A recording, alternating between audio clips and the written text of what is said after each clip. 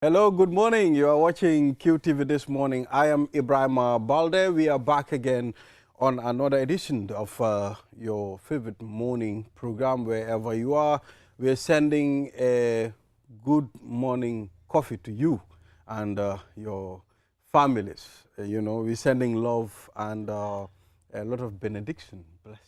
I think we're sending them a virtual coffee. This is like even if they don't have the actual coffee, but at least you can feel the vibes of the coffee. I mean, you start imagining how coffee tastes. You understand? Sometimes people send you morning sticker of coffee in the morning on WhatsApp, and you start seeing the smoke, how the coffee is. But actually, you don't take it. But we send virtual coffee. So we're sending love and likes to each and every person. Good morning, Alaji Mboj. Good morning, Balde. No, but Mr. Mboj, that hat looks good on you, huh? Really? Yeah, I like the pattern. I like the metamorphosis. I mean, oh, that's a lovely. You're rolling. Phrase. I like the way you're metamorphosing. Yeah. So how are you? Alhamdulillah. Good, good. What's up? How was yesterday? How was news? I mean, gathering, editings, and the likes. I mean, you and Mr. Ade, you make the QTV news department, and the Babukar Sise as well. You made it amazing. Babukar Ade. Yesterday I was doing more of reading stuff. Right. That's it. Because I did sort of like a master summary of the whole Sona. Yeah, I started reading it That's over it. the So weekend, each sector, but I stopped. exactly. So these are the things that you must do all the time, isn't it? You have to be prepared. Because you just never know. For instance, look at it. We're here today. Right. You might be required. Well, this is it. I mean, Mboj wasn't meant to be here, but if he wasn't the sort of person who did a lot of preparation, exactly. then, he'd be Exactly. I mean, the reason why I said, I mean, you, Mr. Ade, and Babukar, I mean, having, the likes of you, looking at what reporters bring. I mean, who to assign where and what to assign, what to bring in. Not every type of news, is newsy. Not every type of information is human interest. So, I mean, we vet and go through certain processes. Sometimes, Mr. Mboj, you can see how Mboj will make sure you get the right wordings. Mr. Ade, the same thing. Babukar, the same thing. So having people like you give weight to the QTV news. Yeah, I think part of it comes from even the way I came to QTV. I was a viewer, and it's like, as a viewer, what do you want to see? What do you want to hear on the TV? I came here to complain, and Mohammed offered me a job. Okay, I did, honestly. Okay. I came to complain about the news. That's you how see how life is? That's how I ended up. I was retired and sitting at home, just spending my days reading books and just searching the internet for interesting stories. And I happened to be watching QTV every day and watching the news. And I said, the news can be a lot better than this. It can be better. Yeah, so, that's how And you're making the changes, you see? I mean, sometimes, things happen, automatically. Mr. Ade retired, to the Gambia. You're here to relax and chill. But we refuse for you to relax and chill. Yeah, working from 7 in the morning till 10 at night is not exactly chilling. But it's I guess as long as I enjoy it, I think I'll keep doing it. Yeah, but that is what it is. That is what it is. Yeah. So on the program, Mr. Momodu Mboj will take a look at the African code. Then we'll be talking to Njok Malik Jeng, and he was recently awarded a medal by King Charles. I mean, it's important. If Gambians are given such accolades, I mean, it's important for us to recognize it. This is how do I call it? It's an insignia. I mean, it's a very important, mark that will identify this individual as a person who achieves certain things. And I have to say, because I won't be here when you're speaking to Njok Malik, but somebody who I have a lot of time and a lot of respect for. I've known him for over 25 years, I guess, in London. Yes. So you were part of the people that attend the Gambia Cultural Festival? Oh my gosh, ask him. I was even part of the board.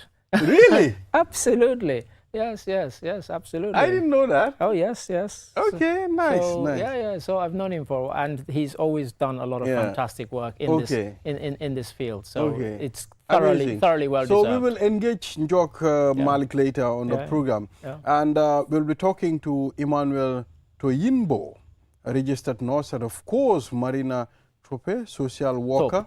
Thorpe rather. Marina Thorpe. A social worker and a sickle cell advocate. Coping with sickle cell disease. Yeah, I mean, we've just recently commemorated International Sickle Cell Day, and of course, it is people like us who get sickle cell. In you know, the majority, 97-98% of people who get it are Africans or of African descent. Europeans tend not to, although a few in the Mediterranean countries do get it, but overwhelmingly it's people who look like you and I who get it. So it matters to us. So yes. So we'll talk to Olimatu Demel Fall, Executive Director, Cornerstone Foundation. They recently donated life-saving supplies to Edward Francis Small Teaching Hospital. $1 million worth. Yes, $1 million worth. $1 million worth. That's a huge amount of donation. Yeah, yeah, absolutely. So, I mean, Mr. Mboy, yes, I want to give you the honor to read out the proverb for us. Can you? Thank you. I hope I can. This is it. A man is like a chili. You don't know how hot he is before you have chewed him. Hey! Apparently. Hausa. This is a Hausa Hausa proverb. A man is like a chili. You don't know how hot he is before you have chewed him. That kind of like suya. Can someone please tie my mind? Can you please tie my mind properly? Because the way my mind is playing me for this proverb, I don't understand. How can you chew a man?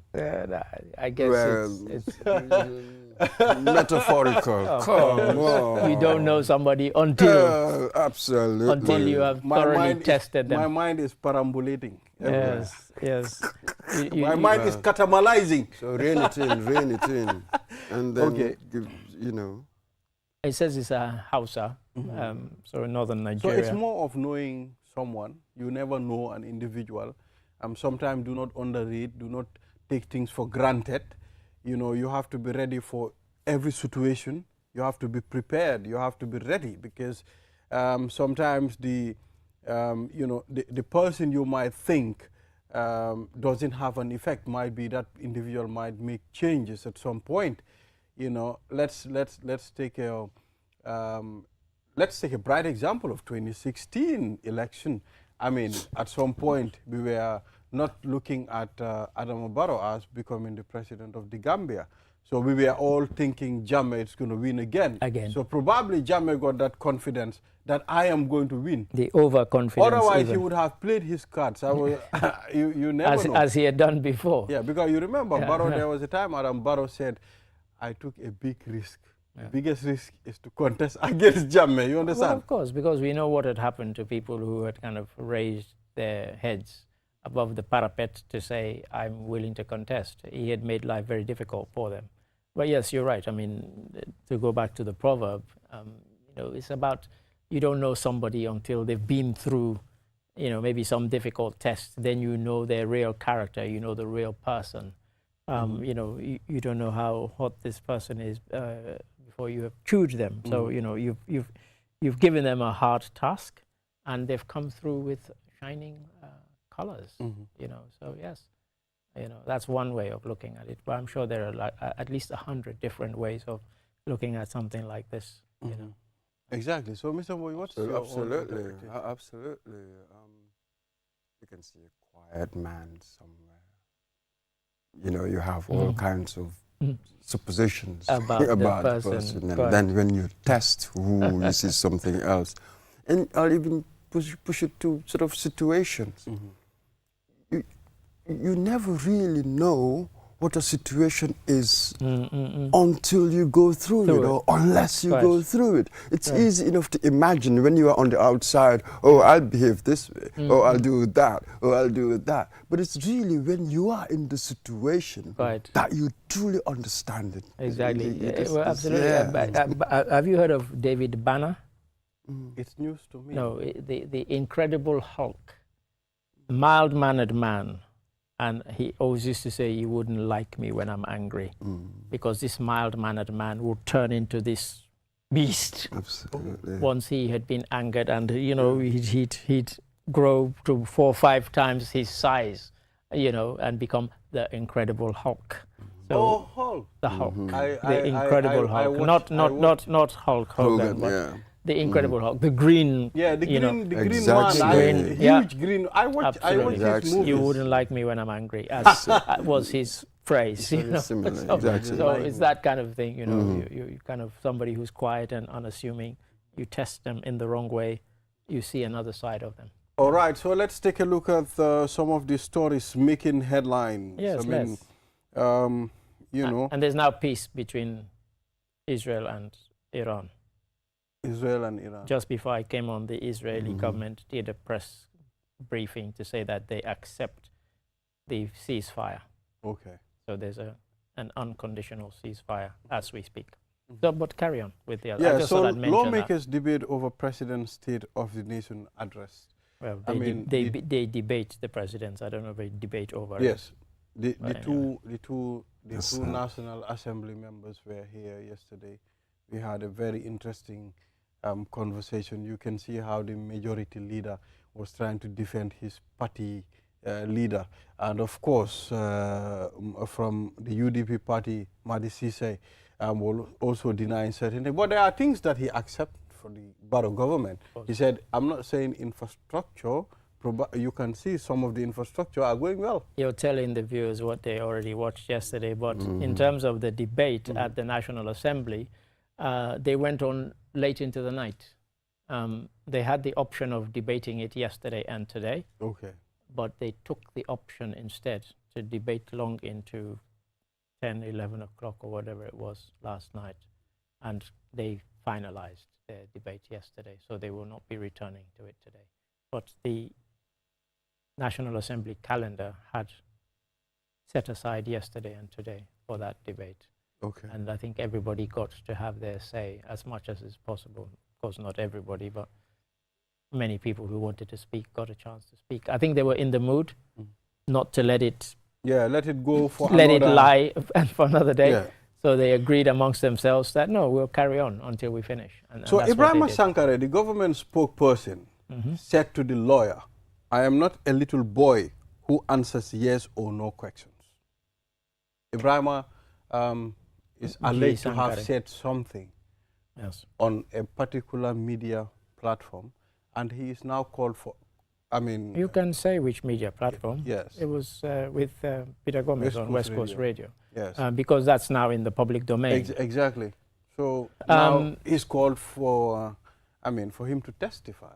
Yes, he was one of 3 officials who were subpoenaed to testify as defense witnesses based on statements that they had made in relation to the shooting in September 2023 at Sukuta Jabang traffic light. Initially, last week they had turned up in court, but they didn't take the stand. And the government had said that, in fact, they wanted to appeal against the subpoena. But in the end, I think because of what Justice Jayate said, it will send a bad signal if government officials think that they can set aside a subpoena and say, "I'm not going to appear." So Sankare did take the stand. He was asked, "Did you make these statements in an interview?" He said, yes, he did. Although he claimed that he did not mention the shooter by name in that interview. And so Justice Jayate then made a ruling based on interestingly, not the lawyer for the main accused, Hussein Ubojang, but the lawyer for the co-accused asked that the audio be produced in court today, as in Tuesday. And the Justice Jayate went so far as to say, "I want an unaltered version of the audio recording to be brought to court." They did ask Sankare, "Do you have a copy with you right now?" And he said, "I don't. Why would I?" Why would I? No, I don't. So it was a bit testy, the exchange between him and the lawyer in court. You could see his reluctance to be there, which is why the bit you've quoted from the newspaper came up. "I'm not a little boy," but in court You are there to answer questions, not for you to So choose which in this questions to situation, answer. if Sankare refused to answer questions accordingly, what can happen to him? The judge can direct that Contempt, you, there can be contempt. and if It you depends. refuse, you can be Yeah. held in contempt of court. So the judge will instruct you, witness, answer the question.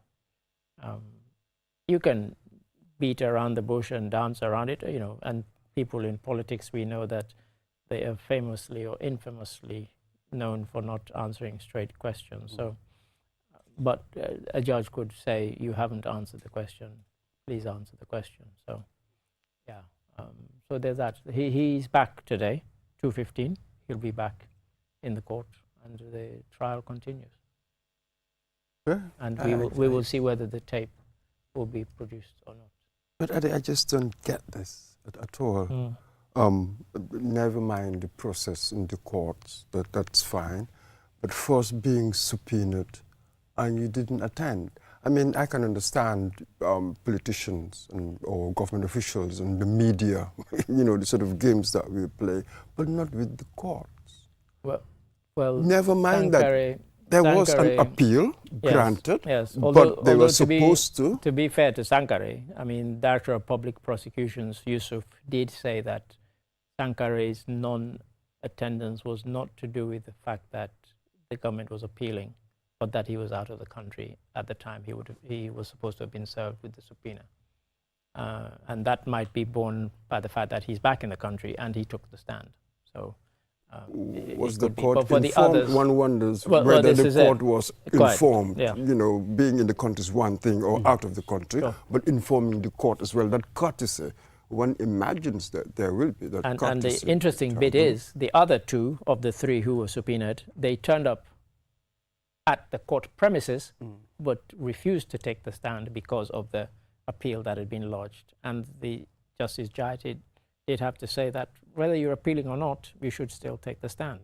The appeal is another process. That process can take its course, but you must. It's not good enough to say, I'm within the court premises. That's not the same as being in court. And you wonder, did they get any legal advice? Well, the Director of Public Prosecution seemed to be the one who was guiding them.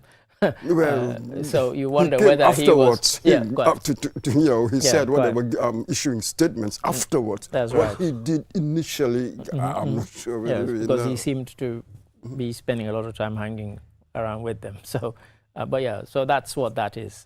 So that case continues. All right, so Lawyer Darboe criticizes Barrow's State of the Nation address.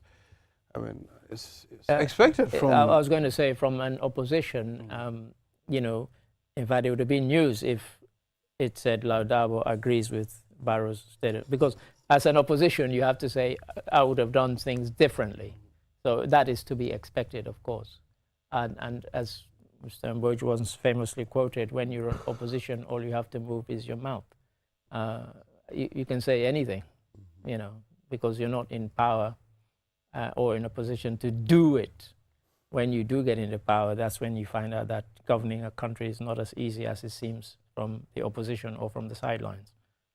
And that's why you hear people say all the time, Gambia is such a small country, why is it so difficult to govern? Because it's complex. It might be small, but it's complex. Very. We have different interests, different national, you know, tribes within.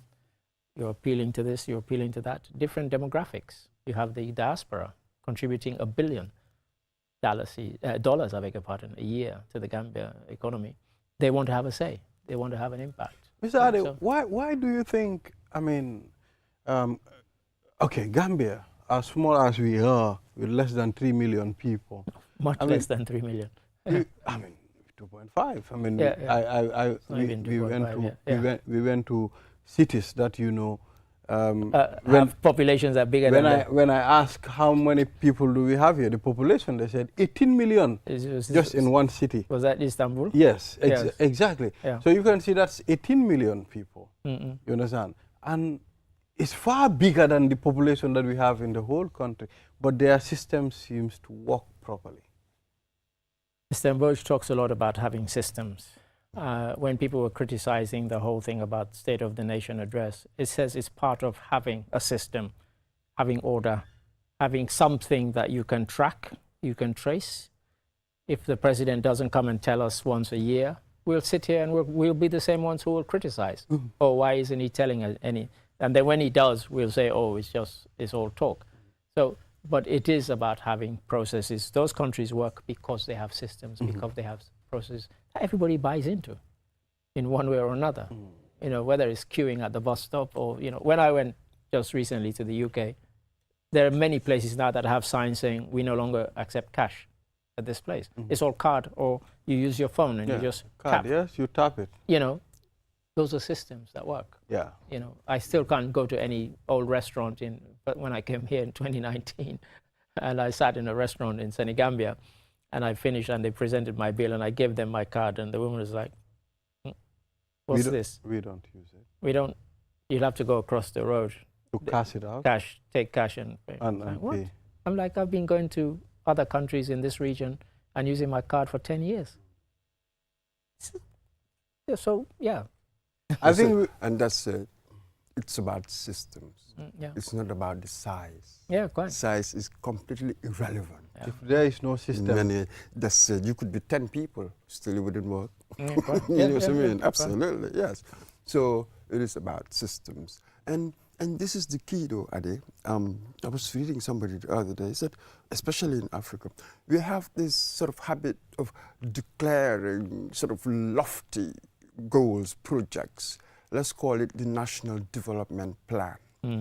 Okay, now, from there, how do I sort of have the habits, cultivate the operational habit, the institutional routine to make that a reality? Yeah, quite. So we never embed these operational habits and routines into our systems, Right. yet we want to achieve that.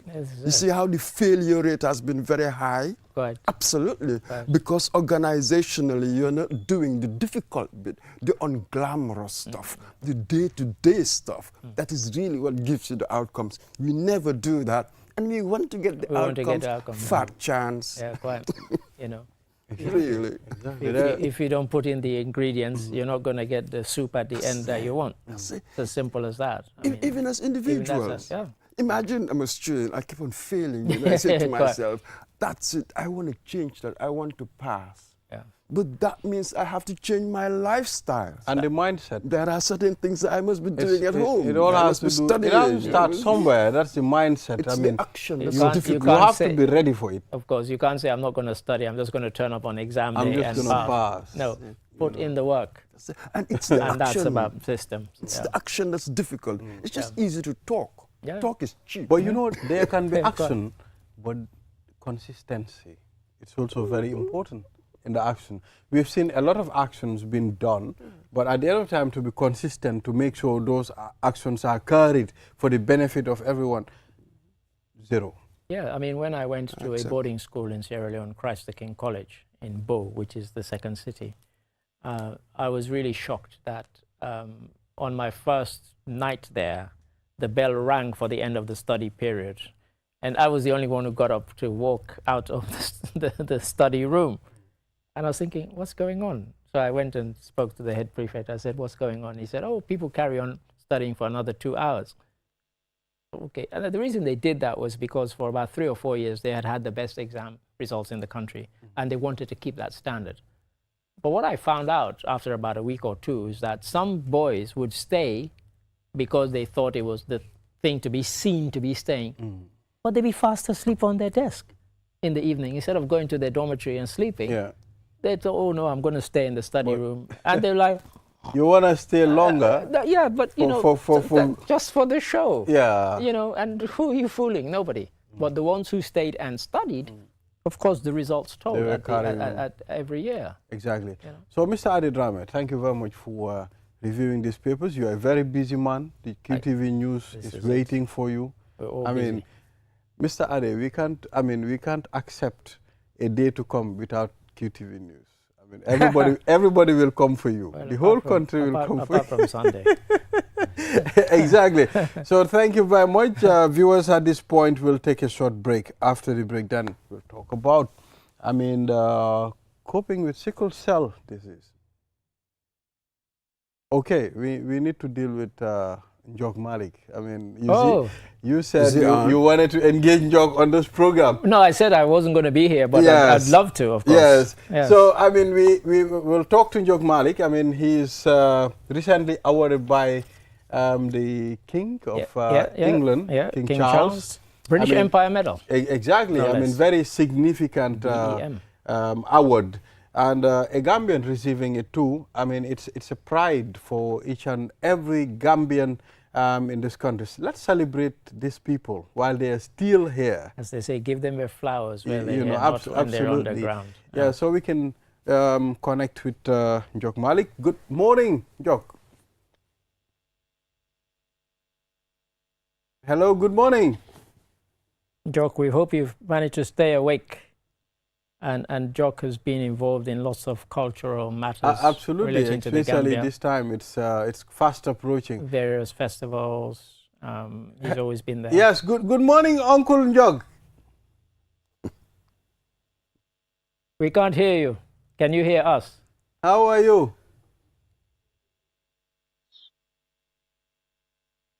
I think he's not. Yeah, I can hear you, Balde. Can't you hear me?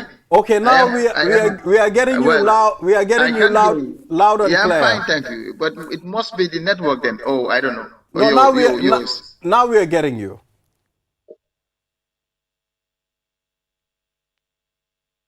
Now we are getting you loud and clear. Oh yeah, so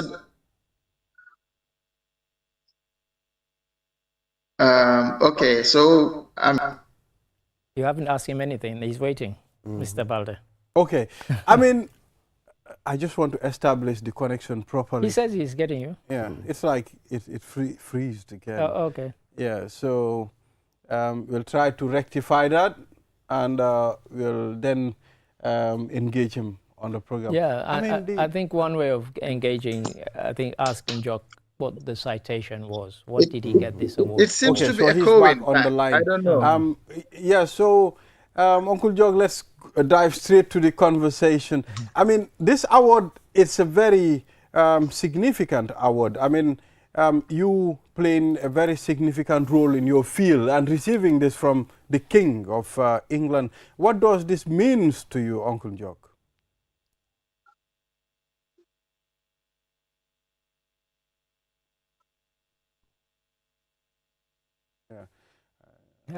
This technology. Exactly. I mean, technology is. Hello, thank you. I was going to, pay myself first to your big, iconic media team there. You know, you have Ade. Ade is someone else. Well. Okay. It's freezing again. Okay, I think. Yeah. And Mr. Mboy, the philosophical Mr. Mboy. You know, these are all my London crew, really, so to speak. Yes. Okay. All right. So how did you first react when you heard about the award?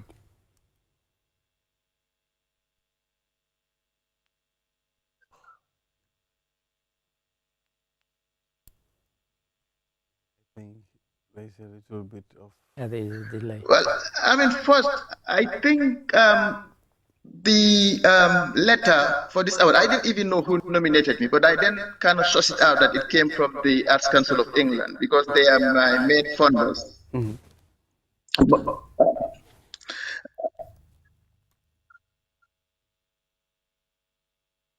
Yeah, we're getting you.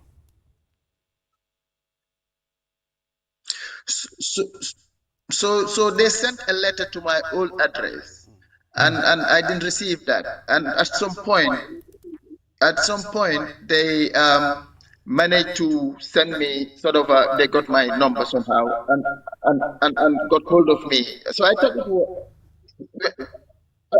I wasn't really sure whether this is true. You know, like in this current sort of social media and a lot of fake news and all these fake letters you receive. So I wasn't too sure whether this was real. So I just wanted to check for myself by calling that number to really verify that this is actually from the government and that I was recommended for this award. So that's the fourth.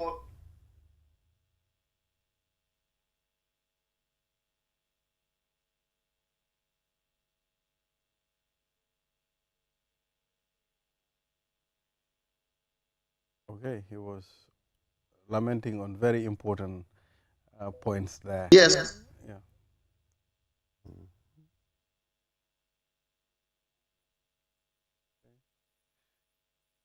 All right, so Yeah, the technology is our enemy today. exactly. Oh, no. Establishing the connection We there. I might mean, have to I try think another we can we will get hold of him again on the program. Yeah. So on I another mean, day. he was trying to say, okay, due to social media today, many people can do different not good. things. Yeah. Yes. I think he's still trying to get through. Yes. So sometimes when they send you certain things, like someone emailed you and said, okay, Mr. You've Ade, won $1 million. you've won $1 million. I mean, you know, you can just send your maybe account detail or something. Your account details and $1,000. Yeah, so sometimes you don't believe in this. these things, but you have been nominated, and the king is to give you an award. Fake news. He but, was avoiding you know, that. so But the thing is, I think for someone like Jock, I think because of the work that he has done over the decades, Yaram Arts but Festival. it tells you the type of person he is. He's not somebody who's arrogant enough to say, yes, I'm the sort of person who should be given this sort of award. He took it in his stride and thought, oh, is this a hoax? Is this some kind of fake thing? Maybe I just need to verify. But that's the kind of person he is. And of course, it was true. And as we said early in this program, thoroughly well deserved. And we hope we can establish contact with him on another day when we can get a much clearer line and a better line.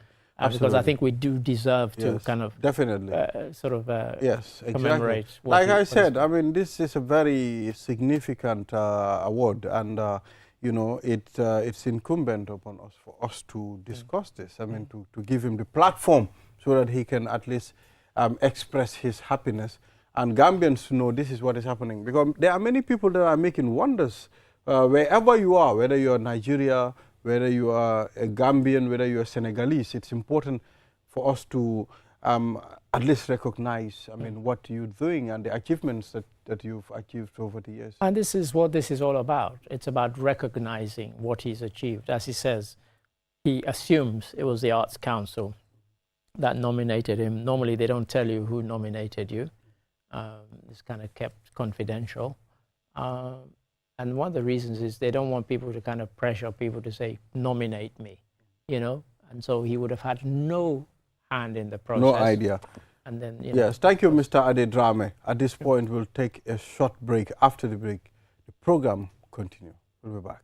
Money arti webi na fitora gol no yawi te non kadi no moƴƴi kiw money a wawa wadde piji ɗin fow kala ko wonɗa wattu kala a wawa hendade mbuɗi maɗin e o kiw money app kesong a wawa nattinde mbuɗi ma ɗum yaltina soda credit soda kiw power soda ko falaɗa te non kadi wawa hen yoɓude himɓe e ko heewi ida wawi kadi nuldude kiw money yoɓa bilji maɗin te non kadi hendoɗa mbuɗi ko yaasi nulda himɓe kadi mbuɗi fi nafitoragol ɗum no weeɓi yahu ka play store ma ɗum ka app store fi wawa fuɗɗade fi heɓugol hen ko laaɓi noddu Q-Money customer care e 133 Q-Money suñu kalpe minen udditi lawol ngol si woɓɓe jokki.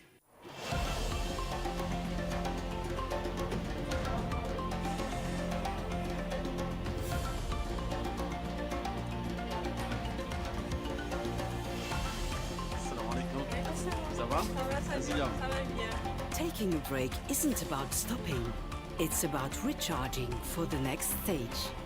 Welcome to our oasis.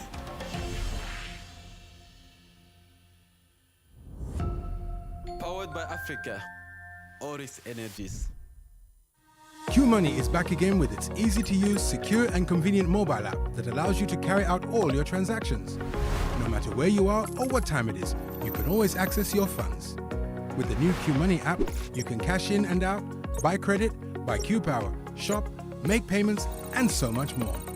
You can also send Q-Money, pay bills, receive international remittances, and transfer cash to others. Just download the app from your Play Store or App Store and get started.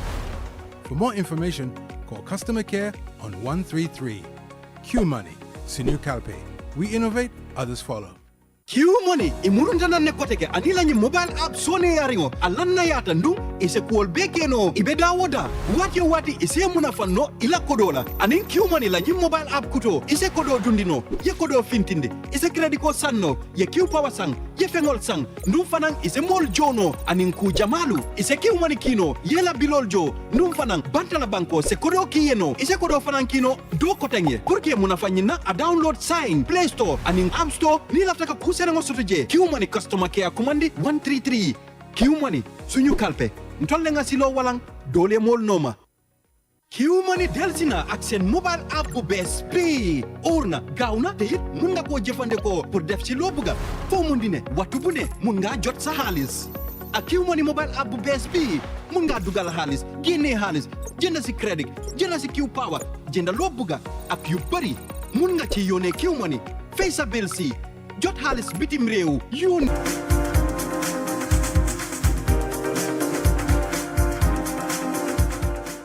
We are back. You are watching QTV this morning. I am Ibrahim Abalde. Now let's head to the third segment of this program. We'll be talking sickle cell. It's important for us to talk about this very important topic, World Sickle Cell Commemoration Day. I mean, recently, we've seen many people coming online and talking about sickle cell conditions. We've seen a lot of people advocating and many NGOs supporting people dealing with sickle cell. So, I mean, to help us go through this topic, we have Emmanuel Toimbo, registered nurse, and of course, Marina Taub, social worker and sickle cell advocate. Gentlemen and lady, welcome to QTV this morning. Thank you very much. It's good to have you here. And Marina, I like the confidence that you have and the consistency, because you've been establishing contact with me on this. I mean, I can see how you are willing to come out and share with the general public, because at the end of the time, even me, I was relaxed, but you've been calling and texting to make sure this happened. Thank you very much. Thank you too. Yeah, so it's good to have you, Emmanuel. Thank you very much. Yes, but let's start with Marina. Please, let's talk about this day, the commemoration. Yes. So this is a day where people living with sickle cell all over the world, it's just to tell the public that there needs to be more with support for people living with sickle cell, because people living with sickle cell go through a lot of pain, and not just pain, they also go through a lot of mental stress, because I always say for people living with sickle cell, we deal with double pain. We deal with the physical pain and the mental stress that it comes with, and people don't see that one because it's invincible. So this is a time where we advocate for proper health care, telling the public also to go and test, to know their genotype, because that is the first step, of action to preventing sickle cell from spreading. It can be preventable with the right steps, but because again in the society we are not so used to just going to the hospital to even just know our status in any other area, not just sickle cell or knowing our genotype, but we just don't like going to the hospital again because of that long queue. So just telling the public that this is real.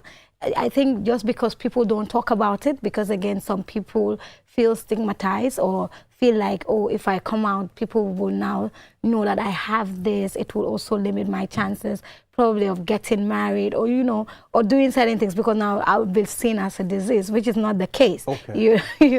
People have this condition, but they are living their lives to the fullest. They are achieving what they want to achieve. They are doing massive things. So yeah. So yes, exactly. Just remind us again, what is really sickle cell? Okay. I wanted to ask that. Yes. Yes. So sickle cell is a blood disorder. It has to do with your genes. It's something that you inherit from your parents. It's not contagious like It's not like a flu it's that inherited. it's inherited. It's not contagious. Okay. So it's only through parents that it can be transferred. And Emmanuel can also elaborate more on the medical side, just to break it down. Yes. Emmanuel. Okay. Thank you so much for having me on this platform.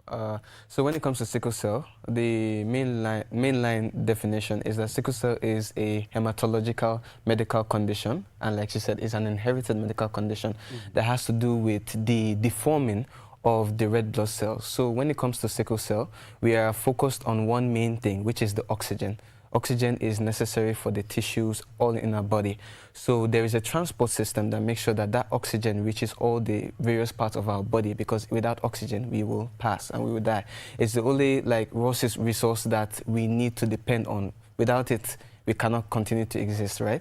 So when the body has an issue with the red blood cell, that is the transport system that that hosts hemoglobin, which transports oxygen from the alveolus in the lungs all the way to the tissues. So now that transport system is affected. It becomes, it's actually, the red blood cell is actually concave in shape. So what happens in sickle cell is that there is a mutation of the gene that produces that red blood cell.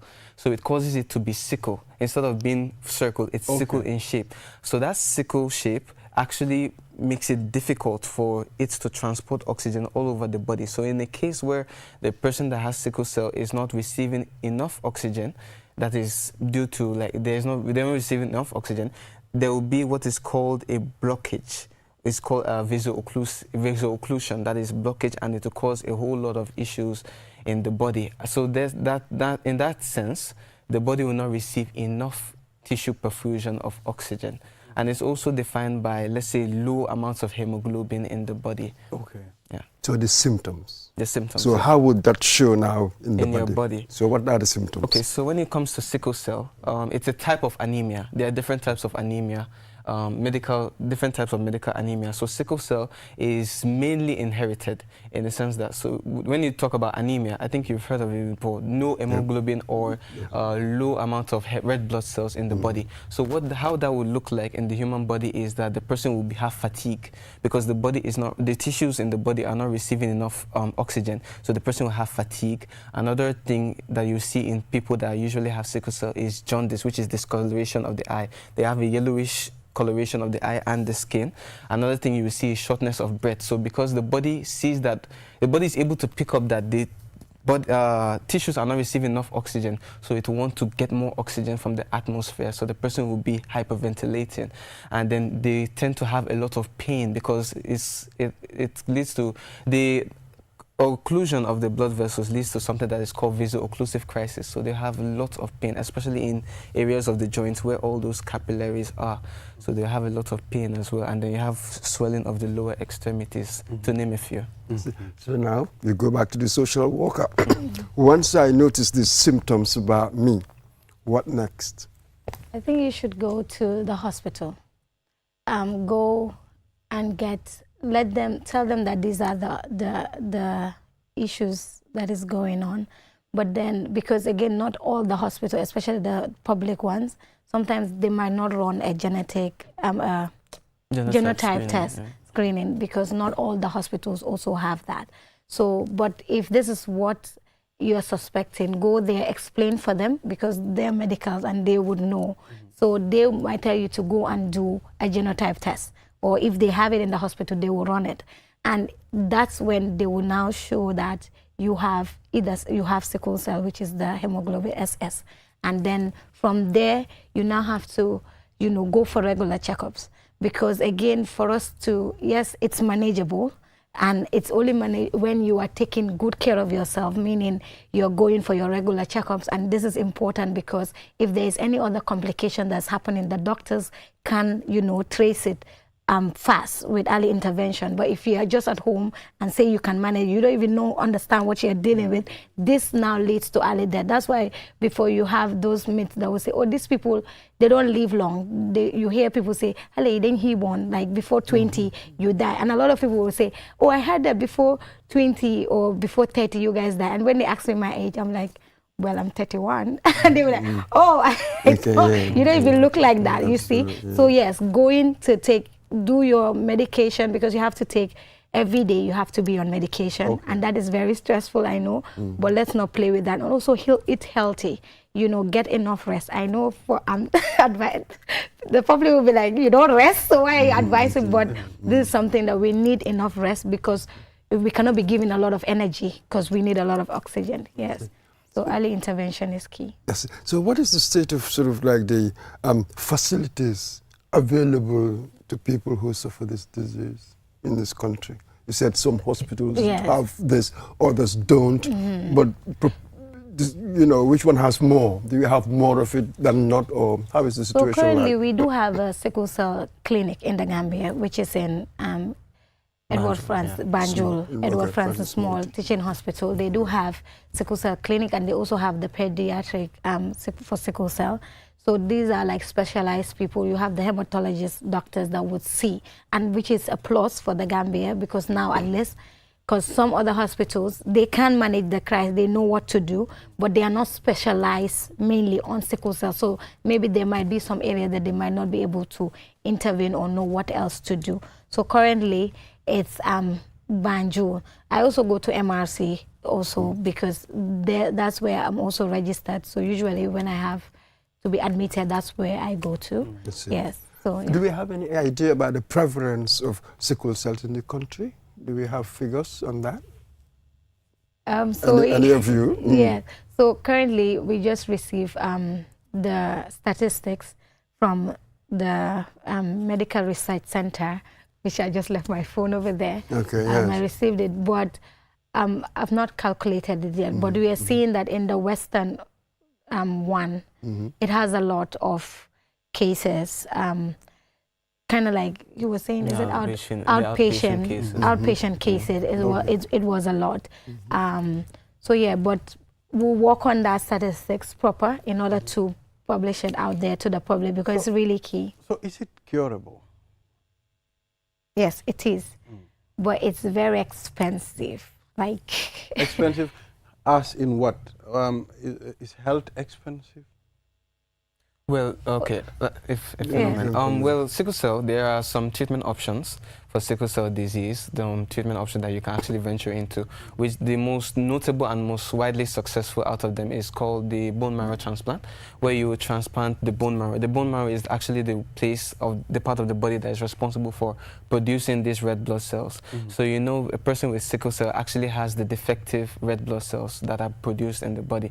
So what happens is they will take a bone marrow from a healthy host that does not have that sickle cell gene, and that bone marrow, when transplanted into a person with sickle cell, will end up producing, you know, the good and healthy red blood cells in the body. So that type of transplant is actually done in developed countries. You know, countries that have sophisticated medical facilities, usually places like Germany, the US, Atlanta, you know, those places, they tend to have very, you know, very sophisticated, and you have people that are actually trained in it. So they are done in those type of developed countries. It's a whole surgery that is done. Yeah. What options are open to us? Okay, to us when it comes to treatment, absolutely. What options do we have? As you can see, my co-guest here, Sumaya Top, she's actually thriving. Like she used to tell me a lot of the times outside, a lot of people will actually not notice that she has sickle cell because it doesn't show on her face. So the treatment options we have here is, like she said, regular checkups at the hospital.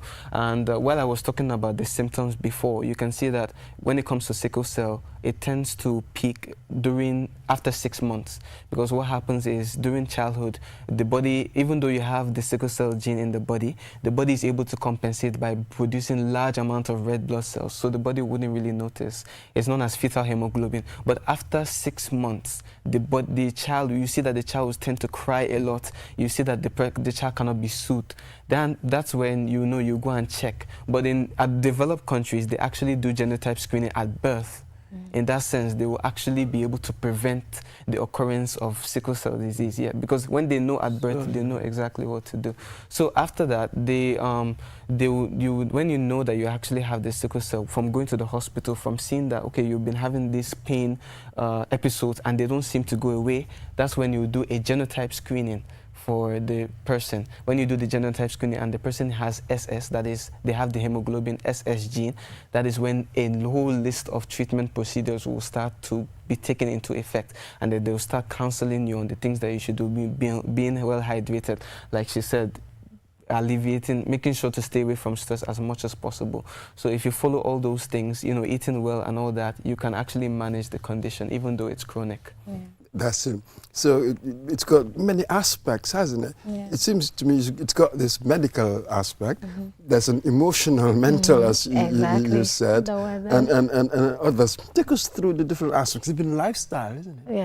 Yeah. Take us through the different aspects. How have you managed and coped? Yeah. So for me, I love to talk. I think that's one of my coping mechanisms, because sometimes when I'm going through crisis and it's paining, you know, and, you know, some people be like, just take the medicine, like, you know, and that's the thing. It's not just because you take the painkillers, it doesn't stop the pain. It will still take its course until it stops. And sometimes the pain can go for hours, you know. And so sometimes I'll just be on the phone with a friend or maybe with my family there, you know, just telling me, okay, just be calm, you know, and then I'll go through it. And then sometimes maybe whilst you're just home trying to recover, the mental stress when it comes, you know, that's the part that a lot of people don't see. And for me, I don't like to internalize, because if I internalize, I've tried it, it worsens the thing, because stress is one of the quickest triggers for pain crisis. So I try not to stress, even though when it comes, but I try to talk. So sometimes I'm either on the phone talking with a sister, a friend, whoever, just to talk, and, you know, they help me to laugh and try to distract me, you know. Also the way we live. At first, yes, I was not taking good care of myself, and I felt like that was also leading to a lot of hospitalization and everything. I was not resting well. So sometimes to the heavy load that you do, the work that you're doing, you also need to know your body. The moment you know your body, you'll be able to handle your condition. So I'm not saying you cannot work. I've worked, you know, I've gone to school, everything. But sometimes you need to take it on a moderate. Yes. Know when to rest. You know, rest that time. Know when to rest. And that will help a lot, because you need that energy again. But if you keep on going, it will really, so a proper, you know, eating the right proper food is also key, you know, having good nutrition from even the natural resources like the fruits, the vegetables, these are good, you know. Try to have a good balanced diet. Taking medication. Take your medications as well. I know a lot of people, there was somebody that said, oh, I'm not taking my medication for a year. I was like, and how was your body? Like, I was having a lot of crisis. I'm like, I know it's hard, because even for some that go to the hospital for any maybe stomach ache, they give you a prescription. They say, okay, take this for the next 1 month or 2 weeks. We don't even finish it. Maybe when we are done, maybe now the headache has gone or the stomach, we stop it. Okay. Yes, we stop it. But this one, every day, you have to take it, because it also helps your red blood cells. Okay. Yeah. So earlier on, you said something like triggers. What are these triggers? What the do you triggers, mean by that? that's what I'm saying. So like stress, like when you're so stressed, probably maybe you're always just overthinking things, or, you know, maybe something happened and you're just being angry. Or also like doing heavy work, like lifting up heavy things, you know. At the instant you might not feel it, but because it builds, and this now maybe your chest, you start having, you know, it will start paining your back. These things will now be, if you continue. And also even being like, when I came in, I felt like the place was cold. I'm like, okay. So being in also, the weather also has a part to play. So if it's too hot, it can affect you.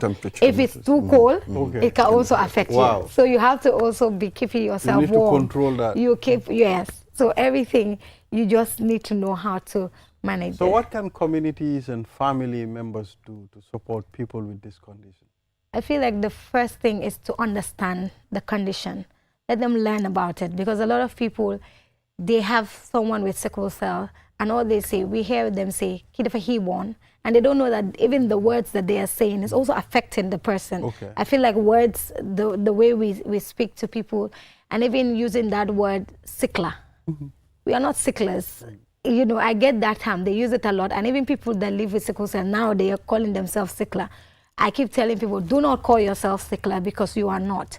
You know, yes, you have sickle cell, but this condition should not define it, should not be your identity. So the family needs to look beyond the condition of the person and try to support. I've seen, even right now, we are having the genotype, free genotype testing, which is going on at Westfield Clinic and Jobot Lab. And yesterday, I was counseling some that had the sickle cell, and I'm trying to explain to the parents that, oh, let this not change your perspective of the child. Because I saw how the countenance of the mother was when we said, oh, the child, when they saw the genotype, it was SS. And you could just see that she was, you know, she was like disappointed or something. Like, okay. I was like, don't be worried for him, you know. And I was like, he looks very cute and nice. Just keep on. Right now, he's a baby, but just help him.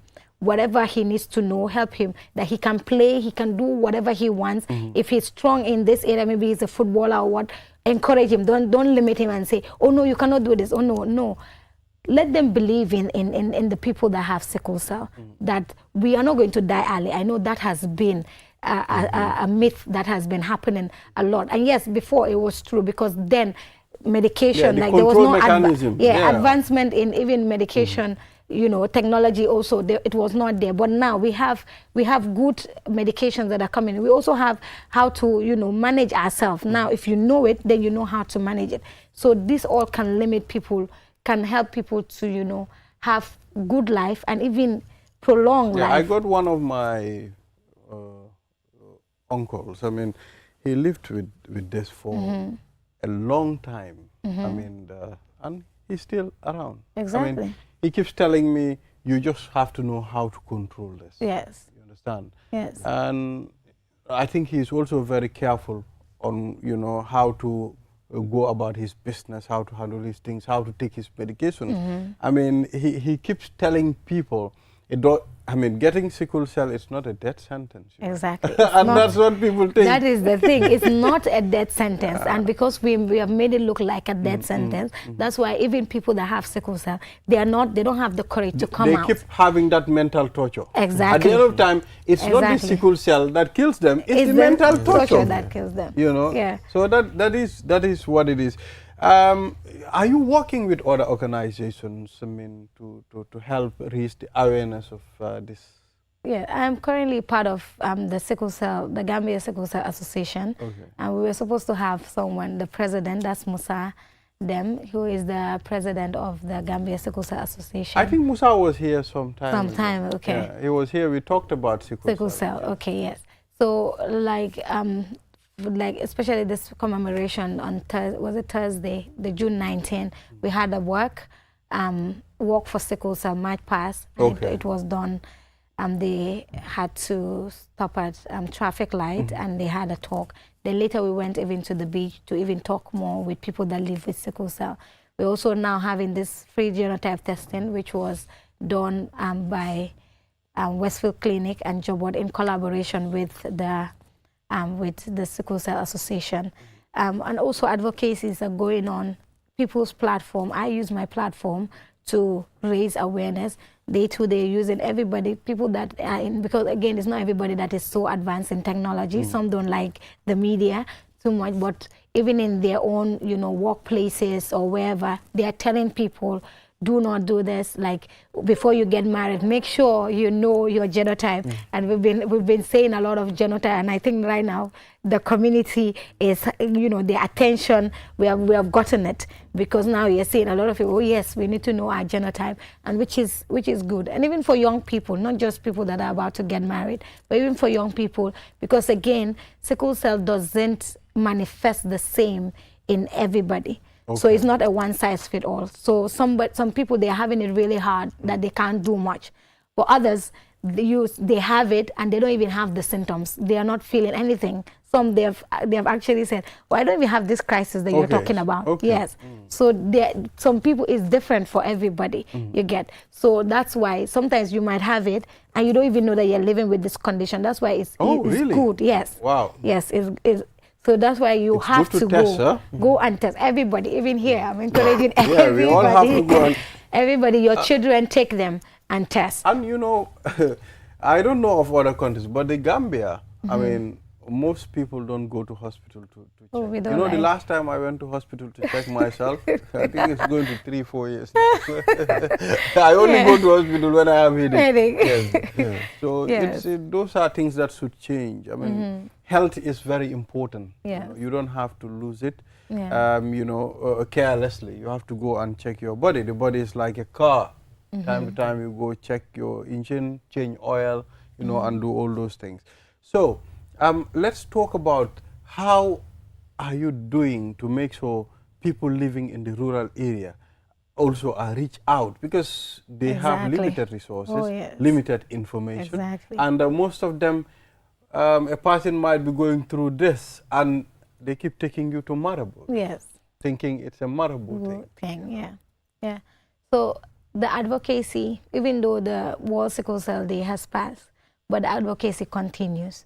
So going from school to school, going to rural areas, and even doing desensitizations, because again, in the rural areas, it's not just there. Even here, we have intermarriages. And if this is in your gene, your family line, we have to be careful who we marry to. Okay. Because if you have the trait, if your family line has the trait, then it means if you marry a cousin in your family, because 2AS cannot, we keep saying you cannot get married. That's it, especially if you want to have But children. wait. How about if I love her?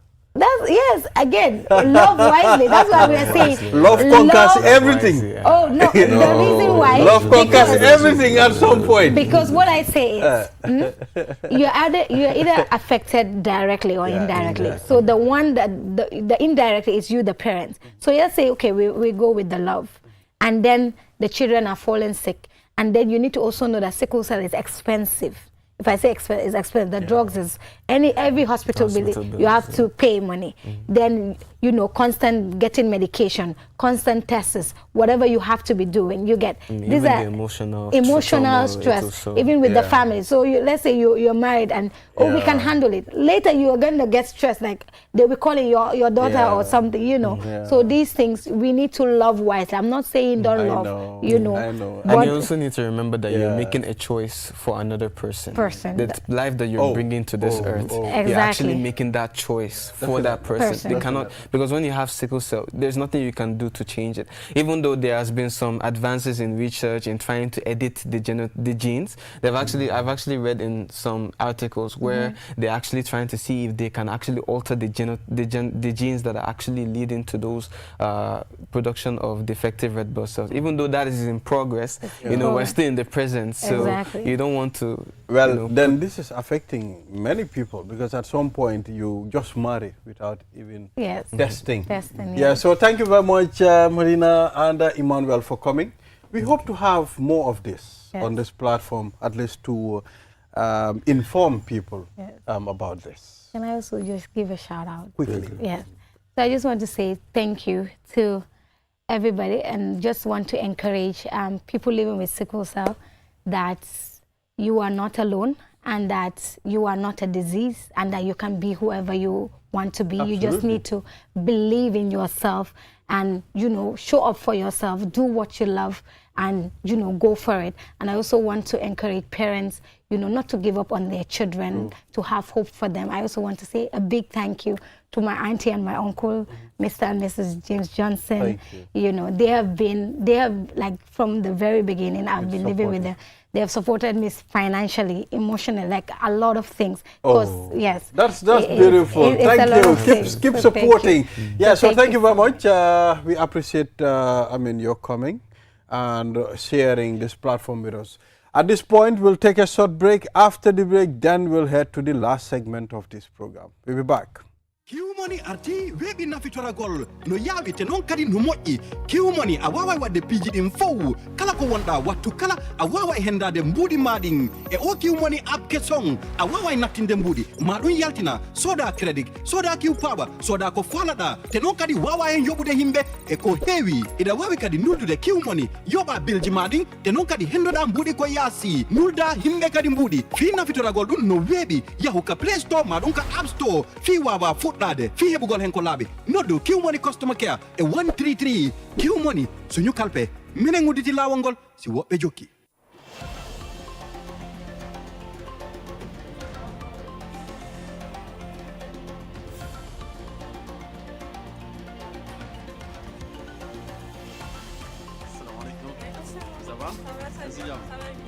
Taking a break isn't about stopping, it's about recharging for the next stage.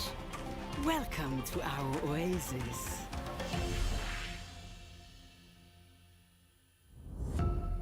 Powered by Africa, Oris Energies. QMoney is back again with its easy-to-use, secure and convenient mobile app that allows you to carry out all your transactions. No matter where you are or what time it is, you can always access your funds. With the new QMoney app, you can cash in and out, buy credit, buy QPower, shop, make payments, and so much more. You can also send QMoney, pay bills, receive international remittances, and transfer cash to others. Just download the app from your Play Store or App Store and get started. For more information, call customer care on 133. QMoney, Sinu Kalpe. We innovate, others follow.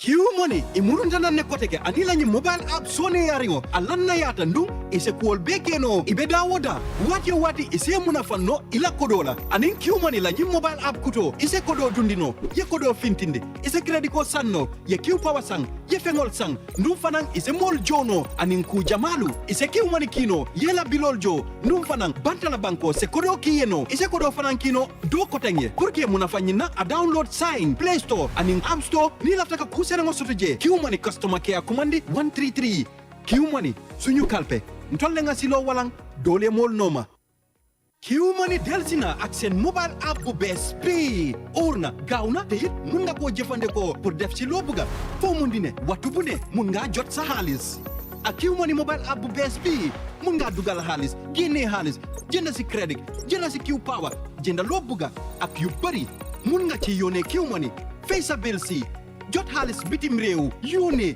halis ci noo ko bëggee looy def yomba na downloadal app bi léegi.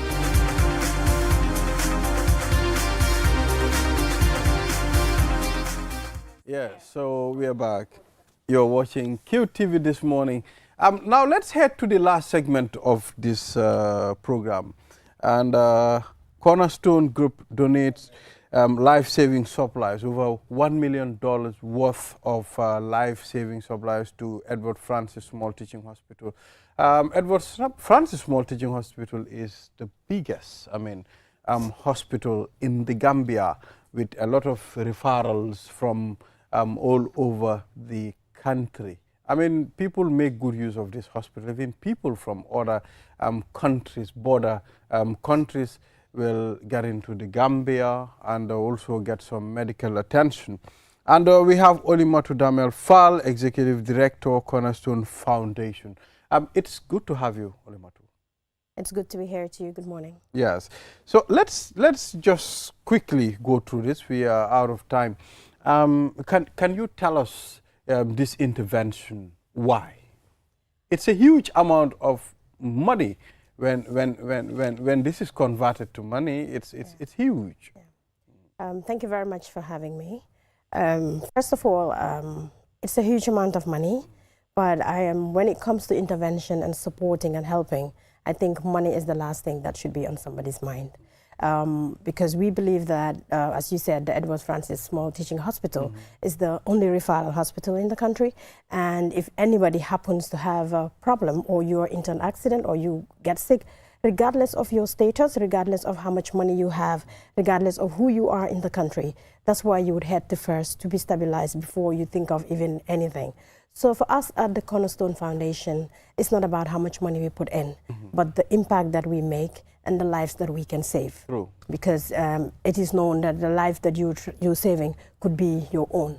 And just recently, I have family that had to even be at the hospital. So for us, it's about just making that difference.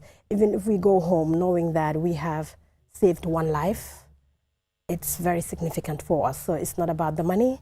Yes, the money is a lot, but the difference the money will make, it's bigger than the amount of money. Who is Cornerstone?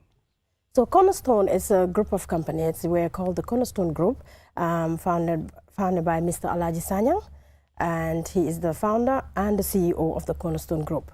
So the Cornerstone Group, we have different sectors within the group.